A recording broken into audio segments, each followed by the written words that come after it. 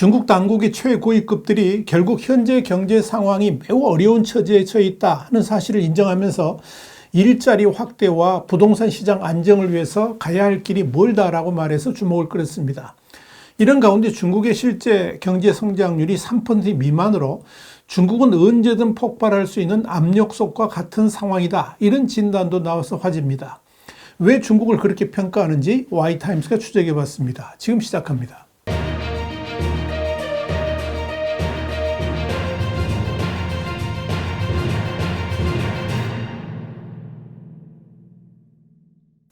미국의 소리 VOA는 지난 9일 중국이 장기화된 부동산 경기 위기 그리고 기록적인 청년 실업률, 글로벌 경기 침체로 인한 중국 상품에 대한 수요 감소로 어려움을 겪고 있다 그러면서 주무부처 부장 그러니까 장관이 전반적인 고용 압박이 아직 완화되지 않았으며 부동산 시장 안정을 위해서 할 일이 너무 많다라고 시인했다. 이렇게 보도를 했습니다. 왕샤오핑 중국 인력 자원사회 보장부장은 9일 양회, 그러니까 전국인민대표대회하고 전국인민정치협상회의를 말하는 거죠. 양회를 겸해서 열린 기자회견에서 중국은 여전히 구조적 고용 문제에 직면해 있다 그러면서 이같이 말한 겁니다.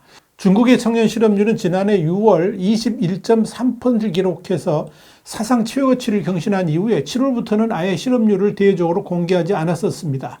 청년 실업률이 20%를 넘는다는 것은 16에서 24세 사이에 약 1억 명의 중국인 5명 중 1명 이상이 실업자라는 뜻입니다. 다만 중국 당국은 작년 12월부터 통계 발표를 제기했지만 대상에서 대학생은 제외를 했습니다. 이런 조정을 통한 실업률은 14.9%였습니다. 이마저도 일주일에 1시간 알바를 하는 이는 물론이고 부모에게서 용돈을 받으며 집안일을 돕는 이들도 취업자로 분류하는 등 많은 모순이 있어서 일자리 통계는 전혀 신뢰를 얻지 못하고 있습니다.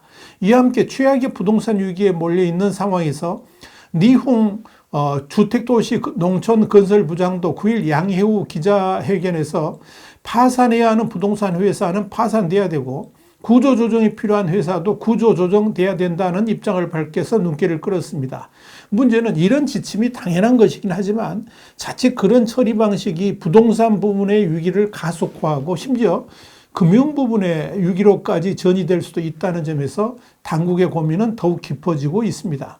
이런 차원에서 니홍 부장은 중국 경제의 약 4분의 1을 차지했던 부동산 시장을 안정시키는 것이 여전히 과제로 남아있다 그러면서 시장 안정화 작업이 매우 어려운 과제라서 부동산 위기의 어려운 국면을 되돌리는 것은 결코 쉬운 일이 아니다라고 인정을 한 겁니다. 이런 가운데 프랑스 유력 시사주간지인 르푸앙이 지난 2월 21일 중국은 지금 언제든 폭발할 수 있는 압력솥이다. 이런 제목의 기사를 보도해서 주목을 끌었습니다. 르푸앙은 최근 프랑스를 방문한 중국 내 고위급 소식통과의 인터뷰를 통해서 시진핑 주석에 관한 내밀한 내용은 물론이고 심각한 경제난 그리고 이 고위층 자녀의 중국 이탈 등의 민감한 내용들까지 포함돼서 관심을 폭발시켰습니다. 이 기사를 쓴 기자도 프랑스 AFP 통신 베이징 특파원을 거쳐서 AFP 편집국장까지 지낸 언론인이자 중국 전문가라는 점에서 보도의 신뢰성을 더하고 있습니다. 이 글은 올해가 청룡의 해인데 용은 행운을 상징하는 동물이기도 하지만 중국에서는 전쟁이나 정변, 극단적인 폭력 사태 같은 예상하지 못한 위기를 불러올 수도 있다라고 해석된다. 이런 말로 시작을 했습니다. 그러면서 시진핑 주석이 반부패를 명분으로 강도 높은 정적 숙청을 계속하면서 중국의 위기가 증폭되고 있는데 이런 독재적 권력 행사가 이어지면서 심각한 실수가 빈발하자 중국 내에서는 시진핑에 대한 회의론이 급부상하고 있다. 그랬습니다. 그러면서 지금 상황은 사실 심각하며 모두가 시진핑을 두려워하고 있지만 그에 대한 신뢰는 이미 사라졌다. 이렇게 정리했습니다.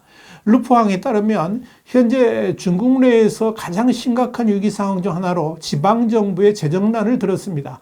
실제로 수도 베이징은 별 문제가 없지만 저장성 원조나 수촨성 등 지방은 상황이 심각한데요.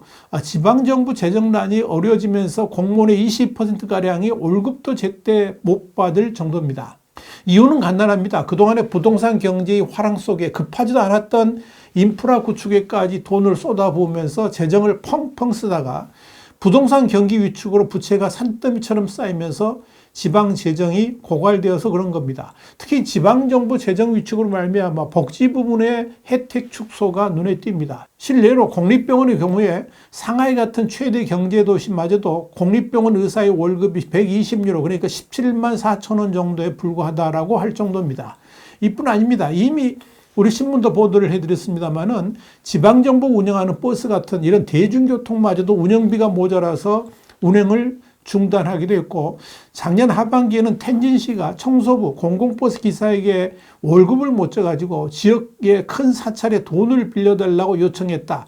이런 소문이 중국 소셜미디어에 나온 적도 있었습니다.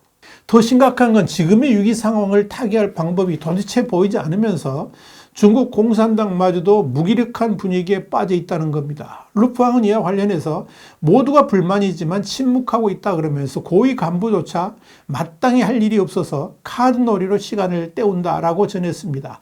상황이 이렇다 보니까 고위급 자녀들부터 탈중국을 하고 있습니다. 심지어 태자당으로 불리는 당 고위층 자녀도 체제에 대한 믿음이 사라지면서 탈출구를 찾고 있으며 돈 많은 부자들은 은행 자체를 불신하면서 은행에 돈을 넣지 않는다라고 루프왕은 밝혔습니다.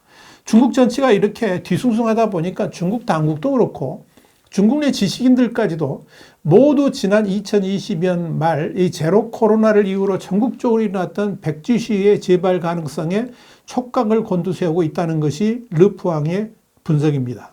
지금도 사태가 어떤 방향으로 발전할지 몰라서 모두 걱정한다 그러면서 길거리 청소부, 택시기사부터 최고위 권력층까지 모두 이런 분위기를 느끼는데 지난 30년간 보지 못했던 일이다. 이렇게 전했습니다. 특히 루프왕은 중국 내 분위기가 살벌한 것은 사실 시 주석에 대한 평가 자체가 냉혹한 데서부터 비롯된다 그러면서 시진핑 문화대혁명 때 다른 젊은이들과 마찬가지로 농촌으로 하방돼서 고등교육을 받지 못했는데 이런 영향 때문인지 시진핑은 마오쩌둥처럼 중국 고대사에서 어떻게 권력을 탈취하고 유지하는지만 배워서 권력 장악에만 온통 신경을 곤두세우고 있다. 이렇게 분석을 했습니다. 그러면서 루프왕은 문제는 시진핑뿐만이 아니라 리창 총리를 비롯해서 시진핑 정부의 부장들, 장관급 대부분도 교육 수준이 낮다 그러면서 이 또한 마오쩌둥 이후로는 볼 수 없었던 일이다. 이렇게 정리했습니다. 그러니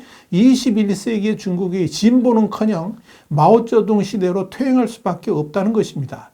루프왕의 지적 그대로 시진핑 시대의 중국은 완전히 마오 시대로 퇴행을 거듭하고 있습니다. 사실 중국 경제가 WTO 체제를 통해서 성장했기 때문에 중국 경제는 글로벌 경제를 떠나서 독자적으로 생존할 수가 없습니다. 그런데 시진핑은 그런 중국 경제의 속성을 전혀 이해하지 못합니다. 중국 경제가 저절로 또 자신들의 능력으로 지금의 세계 경제 2위를 이루고 있다라고 오판하고 있는 겁니다. 이런 판단 미스가 중국을 퇴행시키는 결정적 요인이라 할 수 있습니다. 그런데 그런 이유가 시진핑이나 최고 지도부가 국가를 이끌어갈 능력이 너무나도 부족하기 때문이다 하는 진단인 것입니다. 루프왕이 지적한 또 다른 문제는 중국 경제의 현실입니다. 지난해 중국 경제 성장률이 5.2%라고 발표를 했습니다만은 실제로는 3% 이하이고 1960년대 문화대혁명 당시 수준으로 돌아갔다 이렇게 보면 됩니다. 루프왕은 실제로 중국 고위 재정당국자로부터 정부 파산을 선포해야 할 정도로 어렵다는 얘기를 들었다라고 적었습니다. 루프왕은 이어서 문화대혁명 당시의 구호가 중국이 곧 미국을 추월한다는 것이었는데 지금도 똑같은 상황이다 그러면서 제대로 된 교육을 못 받은 황제가 권력을 독점하면서 연출하는 한편의 연극을 보고 있는 셈이다. 이렇게 질타했습니다. 루프왕은 또 시 주석이 공산당 창당 100주년인 2021년 동승서강 그러니까 중국은 떠오르고 미국을 비롯한 서방은 진다. 이런 동승서강이라는 정치구를 들고 나온 적이 있었는데 이는 그만큼 시 주석이 현실 감각을 상실했음을 보이는 것으로 시 주석 주변을 에워싼 추종자들이 중국 경제의 진상을 숨기고 있다라고 직격탄을 날렸습니다. 그러면서 루프왕은 중국은 곧 폭발할 이 압력솥 같은 상태이긴 하지만 권력 전복을 위한 폭력 사태가 벌어질 가능성은 아직 확실하지 않다라고 전망했습니다.